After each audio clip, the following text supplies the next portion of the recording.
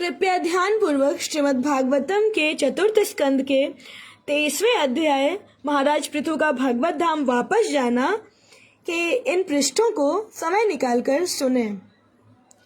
यह इदम सुमहत पुण्यम श्रद्धया वहितः पठेत श्रावयेच्छिनु याद्वापि स पृथो पदवी मियात।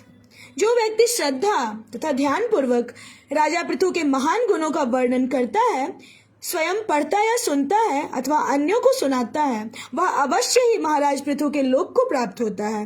दूसरे शब्दों में ऐसा व्यक्ति भी वैकुंठ लोक अर्थात भगवान के धाम को वापस जाता है। भक्ति करते समय श्रवणम कीर्तनम विष्णु पर विशेष बल दिया जाता है। इसका अर्थ यह है कि भक्ति का प्रारंभ श्री विष्णु के विषय में श्रवण तथा कीर्तन करने से होता है। जब हम भगवान विष्णु का उल्लेख करते हैं तो इसका अर्थ यह होता है कि जो श्री विष्णु से संबंधित हैं उन सब का भी हम संदर्भ ले रहे हैं। शिव पुराण में शिव ने श्री विष्णु की पूजा को सर्वोच्च पूजा बताया है, किंतु इससे भी श्रेष्ठ है वैष्णवों या श्री विष्णु से संबंधित किसी भी वस्तु की पूजा। यहाँ यह तथ्य बताया गया है कि वैष्णव के संबंध में श्रवण तथा कीर्तन श्री विष्णु के श्रवण कीर्तन के समान ही है, क्योंकि श्री मैत्रेय मुनि ने बताया है जो कोई ध्यान पूर्वक महाराज पृथु के विषय में सुनता है उसे भी महाराज पृथु को मिलने वाला लोक प्राप्त होता है। श्री विष्णु तथा वैष्णव में कोई द्वैतभाव नहीं है, इसे अद्वैत ज्ञान कहते हैं। एक वैष्णव श्री विष्णु के ही समान महत्वपूर्ण है। इसलिए श्री विश्वनाथ चक्रवर्ती ठाकुर ने अपने गुरु अष्टक में लिखा है, साक्षात धरित्वेन समस्त शास्त्र रक्तस्तथा भाव्यत एव सद्भे किंतु प्रभोर्यः प्रिय एव तस्य वंदे गुरोः श्रीचरणारविंदम। गुरु का सम्मान परमेश्वर के ही समान किया जाता है, क्योंकि वे श्री भगवान के परम विश्वसनीय सेवक होते हैं। इसे सभी प्रामाणिक शास्त्रों ने स्वीकार किया है और सभी विद्वानों ने इसका पालन किया है। अतः मैं श्री हरि के प्रामाणिक प्रतिनिधि अपने गुरु के चरण कमलों को नमस्कार करता हूँ। परम वैष्णव गुरु होते हैं और वे पूर्ण पुरुषोत्तम भगवान से अभिन्न होते हैं। कहा जाता है कि कभी कभी भगवान श्री चैतन्य महाप्रभु गोपियों के नाम का जप करते थे। जब उनके कुछ शिष्य उनसे इसके बजाय श्री कृष्ण का नाम लेने को कहने लगे तो वे इन शिष्यों पर अत्यंत रुष्ट हो गए। इस घटना को लेकर इतना विवाद हो गया कि इसके बाद श्री चैतन्य महाप्रभु ने संन्यास ग्रहण करने का निश्चय कर लिया, क्योंकि गृहस्थ आश्रम में उन्हें गंभीरता पूर्वक नहीं लिया जाता था। चूंकि श्री चैतन्य महाप्रभु गोपियों के नाम का जप करते थे, अतः गोपियों या श्री भगवान के भक्तों की पूजा श्री भगवान की भक्ति के ही समान है। श्री भगवान ने स्वयं भी कहा है, उनके भक्तों की भक्ति करना उनकी प्रत्यक्ष भक्ति से श्रेष्ठ है। कभी कभी सहजिया भक्त अन्य भक्तों के कार्यकलापों को छोड़कर केवल भगवान श्री कृष्ण की व्यक्तिगत लीलाओं में ही रुचि रखते हैं। ऐसा भक्त उच्च स्तरीय नहीं होता। जो भक्त तथा भगवान को समान स्तर पद पर देखता है वही आगे उन्नति किया हुआ होता है। ब्राह्मणों ब्रह्म वर्चस्वी राजन्यो जगती पति वैश्य पठन विटपति शाक्षुद्र सत्तमतामियात।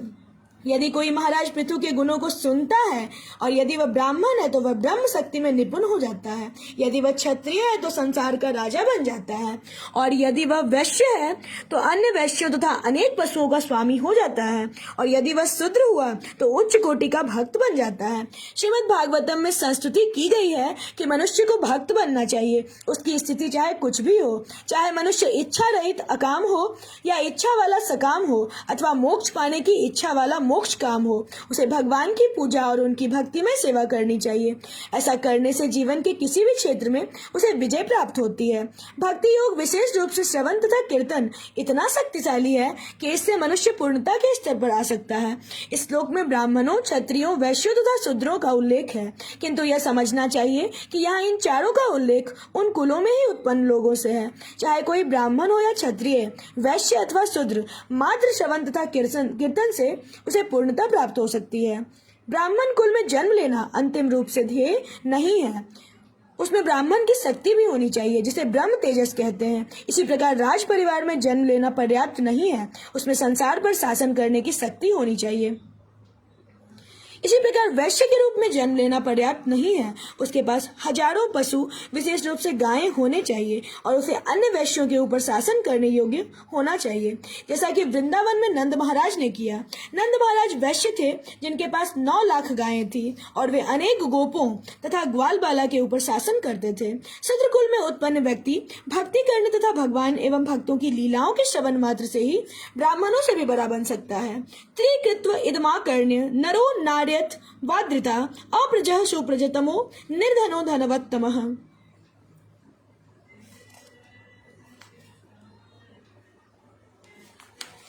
चाहे नर हो या नारी, जो कोई भी भगवान महाराज पृथु के इस वृत्तांत को अत्यंत आदरपूर्वक सुनता है, यदि वह निसंतान है तो संतान युक्त और यदि निर्धन है तो धनवान बन जाता है। भौतिकवादी व्यक्ति जिन्हें धन तथा विस्तृत परिवार अत्यंत प्रिय है, विशेष रूप से देवी दुर्गा, शिव तथा ब्रह्मा जैसे विभिन्न देवताओं की पूजा करते हैं जिनसे उनके मनोरथ पूरे हों। ऐसे व्यक्ति श्री ऐश्वर्य प्रजेप सवह कहलाते हैं। श्री का अर्थ है सौंदर्य, ऐश्वर का अर्थ है धन, प्रजा का अर्थ है संताने तथा इप्सवह का अर्थ है इच्छुक। जैसा कि श्रीमद् भागवतम के 2वें स्कंद में कहा गया है, मनुष्य को विभिन्न प्रकार के वरदानों के लिए विभिन्न देवताओं की पूजा करनी होती है, किंतु यहाँ यह कहा गया है कि महाराज पृथु के जीवन तथा चरित्र के विषय में सुनने मात्र से विपुल धन तथा संतान दोनों की प्राप्ति होती है। मनुष्य को महाराज पृथु के इतिहास, जीवन तथा कार्यों को केवल पढ़ना और समझना होता है। यहाँ इस बात की सलाह दी जाती है कि मनुष्य उन्हें कम से कम 3 बार पढ़े। जो भौतिक रूप से दीन हैं, उन्हें भगवान तथा उनके भक्तों के विषय में सुनने से इतना लाभ प्राप्त करेंगे कि उन्हें अन्य देवताओं के पास जाने की आवश्यकता नहीं रह जाएगी। इस श्लोक का सुप्रसिद्धतम अनेक बच्चों से घिरा हुआ शब्द अत्यंत महत्वपूर्ण है, क्योंकि संभव है कि किसी की अनेक संतानें हों किंतु उनमें से एक भी योग्य न निकले, किंतु यहाँ पर यह कहा गया है कि इस प्रकार से प्राप्त सारी संतानें योग्य रूप से शिक्षित, धनी, सुंदर तथा बलशाली होंगी। सुप्रजतमः अस्पष्ट कीर्ति स्वयसा मूर्खो भवति पंडितः इदं स्वस्त्ययनम पुंसाम मंगल्य निवारणम। जो इस वृत्तांत को 3 बार सुनता है, वह यदि समाज में सम्मानित नहीं है तो अत्यंत विख्यात हो जाएगा और यदि निरक्षर है तो महान विद्वान बन जाएगा। दूसरे शब्दों में महाराज पृथु का वृत्तांत सुनने में इतना शुभ है कि वह समस्त दुर्भाग्य को दूर भगाता है। भौतिक जगत में प्रत्येक व्यक्ति कुछ न कुछ लाभ, सम्मान तथा संपत्ति चाहता है, ख्याति चाहता है। विभिन्न अवस्थाओं में पूर्ण पुरुषोत्तम भगवान या उनके भक्त की संगति में रहने के कारण मनुष्य सब प्रकार से बहुत सरलता से ऐश्वर्यवान हो सकता है। भक्ति करने तथा उपदेश देने से मनुष्य प्रसिद्ध तथा महत्वपूर्ण बन सकता है, भले ही समाज में उसका मान न हो। जहाँ तक शिक्षा का प्रश्न है, केवल श्रीमद् भागवतम तथा श्रीमद् भगवद गीता को सुनकर वह समाज में महान पंडित स्वीकार किया जा सकता है, क्योंकि इन ग्रंथों में भगवान तथा उनके भक्तों की लीलाओं का वर्णन है। यह भौतिक जगत पग पग पर विपत्तियों से भरा हुआ है, किंतु भक्त को इसका डर नहीं रह जाता, क्योंकि भक्ति में सेवा इतनी कल्याणकारी है कि यह समस्त दुर्भाग्य का प्रतिकार स्वतः कर देती है। चूंकि महाराज पृथु के विषय में सुनना श्रवणम भक्ति के कार्यों में से एक है, अतः स्वाभाविक है कि उसके सुनने से सौभाग्य प्राप्त होता है। धन्यम यशस्यम मायुष्यम स्वर्गीयम कलिम लापहम धर्मार्थ काम मोक्षानाम सम्यक सिद्धिम विप्सुभे श्रद्धयेत धनु श्राव्यम चतुर्नाम कारणम परम। महाराज पृथु के चरित्र को सुनकर मनुष्य महान बन सकता है, अपनी जीवनावधि आयु बढ़ा सकता है, स्वर्ग को जा सकता है और इस कलिकाल के कल्मशों का प्रतिकार कर सकता है। साथ ही वह धर्म, अर्थ, काम तथा मोक्ष के हितों में उन्नति ला सकता है। अतः सभी प्रकार से यही अच्छा है कि जो भौतिकवादी लोग ऐसी वस्तुओं में रुचि रखते हैं, वे महाराज पृथु के जीवन तथा चरित्र के विषय में पढ़ें तथा सुनें। कोई भी महाराज पृथु के जीवन तथा चरित्र के वृत्तांतों को पढ़कर तथा सुनकर स्वाभाविक तौर पर भक्त बन जाता है, और जो ही वह भक्त बन जाता है उसकी सारी भौतिक इच्छाएं पूरी हो जाती हैं। इसलिए श्रीमद् भागवतम में संस्तुत की गई है, अकामः सर्व कामो वा मोक्ष काम उदारधि तीव्रेन भक्ति योगेन यजेत पुरुषम परम। यदि मनुष्य भगवान के धाम वापस जाना चाहता है, या शुद्ध भक्त अकाम बनना चाहता है, या कुछ भौतिक संपन्नता चाहता है, काम या सर्वकाम, या फिर परम ब्रह्म के तेज में विलीन होना चाहता है, मोक्ष काम, तो उसे भक्ति योग का मार्ग अपनाने तथा भगवान विष्णु या उनके भक्तों के विषय में श्रवण तथा कीर्तन करने की सलाह दी जाती है। वैदिक साहित्य का यही निचोड़ है। वेदैश्च सर्वैरहमेव वेद्यः। श्रीमद् भगवद गीता। वैदिक ज्ञान का उद्देश्य भगवान श्री कृष्ण तथा उनके भक्तों को समझना है। जब भी हम श्री कृष्ण के विषय में कुछ कहते हैं, हम उनके भक्तों की भी बात करते हैं, क्योंकि वे अकेले नहीं हैं, वे कभी भी निर्विशेष या शून्य नहीं हैं। श्री कृष्ण विशेष से पूर्ण सविशेष हैं और जो ही श्री कृष्ण उपस्थित हो जाते हैं तो शून्य के लिए स्थान ही नहीं रह पाता। विजयाभिमुखो राजा श्रुत्वैत दभियाति यान बलिम तस्मय हरन्त्यग्रे राजा न पृथ्वी यथा। यदि विजय तथा प्रशासनिक शक्ति का इच्छुक कोई राजा अपने रथ पर चढ़कर प्रस्थान करने से पूर्व महाराज पृथु के चरित्र का 3 बार पाठ करता है तो उसके अधीन सारे राजा उसके आदेश से ही सारा कर उसी प्रकार लाकर रख देते हैं जिस प्रकार महाराज पृथु के अधीन राजा उनको दिया करते थे। क्योंकि क्षत्रिय राजा संसार पर शासन करना चाहता है अथवा अन्य समस्त राजाओं को अपने अधीन करना चाहता है। ऐसी ही स्थिति तब भी थी जब महाराज पृथु पृथ्वी पर शासन कर रहे थे। उस समय इस ग्रह के वे एकमात्र सम्राट थे। यहाँ तक कि 5000 वर्ष पूर्व महाराज युधिष्ठिर तथा महाराज परीक्षित इस ग्रह के एकमात्र सम्राट थे। क्योंकि कभी कभी अधीनस्थ राजा विद्रोह किया करते थे अतः सम्राट के लिए अनिवार्य हो जाता है कि वह जाकर इन्हें दंड दे। महाराज पृथु के जीवन तथा चरित्र के वृत्तांतों के पाठ की यह विधि संसार में राज्य करने के अभिलाषी राजाओं के लिए संस्तुत की जाती है जिससे वे अन्य राजाओं पर विजय पा सके। मुक्तान्य संगो भगवत्यमलाम भक्ति मुद्वहन वैन्यश्च चरितम पुण्यम शृणुयाश्राव यत् पठेत। शुद्ध भक्त भक्ति योग की विविध विधियों का पालन करते हुए कृष्ण चेतना में पूर्णतया लीन होने के कारण दिव्य पद पर स्थित हो सकता है। किंतु तो भी भक्ति करते समय उसे महाराज पृथु के जीवन तथा चरित्र के विषय में सुनना, दूसरों को सुनने की प्रेरणा देना तथा पढ़ना चाहिए। कुछ नव जिज्ञासु भक्त ऐसे होते हैं जो भगवान की लीलाओं को विशेष रूप से श्रीमद् भागवतम में वर्णित रासलीला के विषय में सुनने के अत्यंत इच्छुक हो रहते हैं।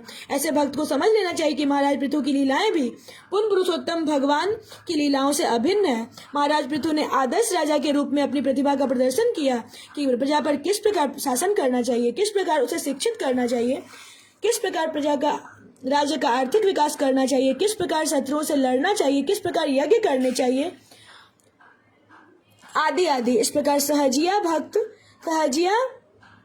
या नव जिज्ञासु भक्त को सलाह दी जाती है कि वह भले ही अपने आप को उच्च भक्ति की दिव्य स्थिति पर समझे तो भी वह महाराज पृथु के कार्यकलापों के संबंध में अवश्य सुने, पाठ करे तथा अन्यों को सुनाए। वैचित्र वीर्याभिहितम महन महात्म्य सूचकम अस्मिन् कृतमति मर्त्यम पार्थविम गतिमाप्नुयात्। श्रीमती मुनि ने आगे कहा, हे विदुर, मैंने यथासंभव महाराज पृथु के चरित्र के विषय में बतलाया है जो मनुष्य के भक्ति भाव को बढ़ाने वाला है। जो कोई भी इसका लाभ उठाता है वह भी महाराज पृथु की तरह ही भगवान के धाम को वापस जाता है। पिछले श्लोक में आया हुआ श्रावेद शब्द इंगित करता है कि मनुष्य को न केवल स्वयं पढ़ना चाहिए वरन अन्यों को भी पढ़ने तथा सुनने हेतु प्रेरित करना चाहिए। यह उपदेश देना कहलाता है। श्री चैतन्य महाप्रभु ने इस अभ्यास की संस्तुति की। यारे देख तारे कह श्री कृष्ण उपदेश श्री चैतन्य चरितामृत। जिनसे भी मिलो उनसे श्री कृष्ण द्वारा दिए गए उपदेशों के विषय में बातें करो या श्री कृष्ण के वृत्तांत सुनाओ। महाराज पृथु की भक्ति का इतिहास पूर्ण पुरुषोत्तम भगवान की लीलाओं के वृत्तांत के समान ही शक्तिशाली है। मनुष्य को चाहिए कि वह भगवान की लीलाओं तथा महाराज पृथु के कार्यकलापों में अंतर न माने और जब भी अवसर मिले महाराज पृथु के विषय में सुनने हेतु अन्यों को प्रेरित करे। मनुष्य को चाहिए कि वह केवल अपने हित के लिए उनकी लीलाओं को न पढ़े अपितु अन्यों को भी उनके विषय में पढ़ने तथा सुनने हेतु प्रेरित करे। इस तरह प्रत्येक व्यक्ति लाभान्वित हो सकता है।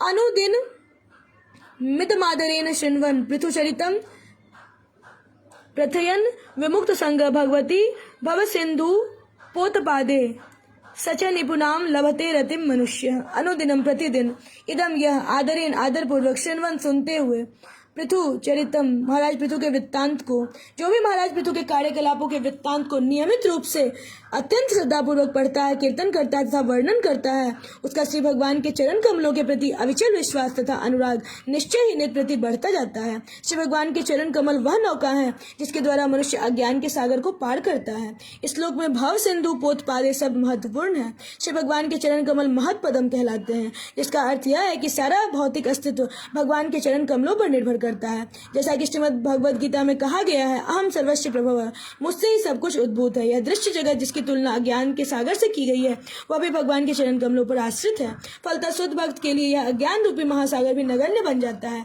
जिसने भगवान के चरण कमलों की शरण ग्रहण कर ले रखी है उसे इस समुद्र को पार करने की आवश्यकता नहीं होती, क्योंकि उसने पहले ही भगवान के चरण कमलों में स्थित होने के कारण उसे पार कर लिया होता है वह भगवान अथवा भगवान के भक्त की महिमा का श्रवण तथा कीर्तन करने से भगवान के चरण कमलों की सेवा में स्थिर हो जाता है। नियमित रूप से प्रतिदिन महाराज पृथु के जीवन वृत्त